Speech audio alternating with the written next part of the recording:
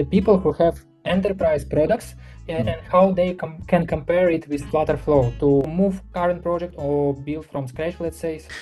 Well, of course, it's a hard question, because if you're talking about security, I would say that some solutions that require, for example, a very high grade of security, like cryptographic standards and ensuring end-to-end communication and stuff like that on a secure channels, I think those would be pretty much the only cases, I would say, if money and also, of course, time is also a factor. If that's not the main restricting factor, maybe in these cases, building from scratch would be a good advice. But I do think that these are very, very small edge cases.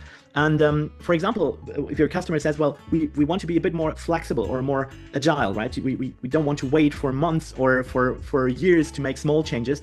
I think in these cases, it's pretty good to use FlutterFlow. The pain could be in, well, setting things up at the very beginning, like the first 150 pages that you have, you will first have to rebuild them in FlutterFlow. Designer could be a real help with that, because you can also like screenshot your existing screens and tell Designer, I would like to have that built in a FlutterFlow logic.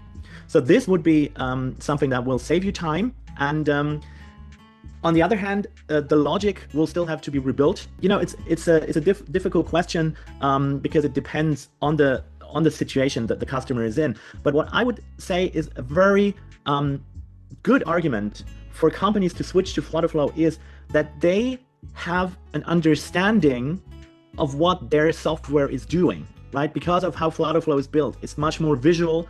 It can be broken down into like action flows, for example. It can be broken down in screens, and it's so much more understandable for companies to work with their FlutterFlow developers than it was working with their developers, right? Because the translation between what the customer wants and what the FlutterFlow developer can, it's much better interlocking, right? Where in the other case, you've got the company saying like this, and the developer going like, okay, but he will do something completely different, and they won't understand each other, right?